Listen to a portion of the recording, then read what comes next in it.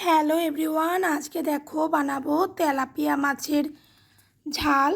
প্রথমে তেলাপিয়া মাছগুলো ভালো করে ধুয়ে লবণ হলুদ মাখিয়ে নিচ্ছি।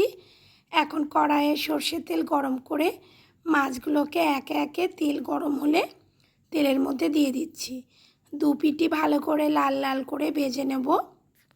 এই রেসিপিটা সকল বন্ধুকে শেষ পর্যন্ত মাছগুলোকেও এইভাবে ভেজে নিয়ে সর্ষের তেলের মধ্যে শুকনো লঙ্কা ফোড়ন দিয়ে দিয়েছি আর তেজপাতা দিয়ে দিলাম।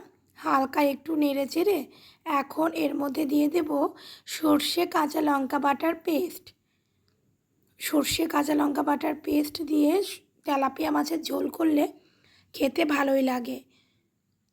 এখন এর মধ্যে স্বাদ মতো লবণ আর পরিমাণ মতো হলুদ দিয়ে ভালো করে নেড়ে চেড়ে নিচ্ছি। জল দিয়ে দিলাম আর একটু। খুব একটা বেশি ঝোল করব না, গামাখা করব। ঝোল এই যে ফুটতে আরম্ভ করে দিয়েছে। এখন এর মধ্যে একে একে ভেজে রাখা মাছগুলো দিয়ে দেব। একে একে ভেজে রাখা মাছগুলো সব দিয়ে দিচ্ছি। গ্যাসের ফ্লেম হাইতে দিয়ে 5 থেকে 7 মিনিট ফুটিয়ে সবশেষে সর্ষের তেল দিয়ে তৈরি হয়ে গেল তেলাপিয়া মাছের ঝাল।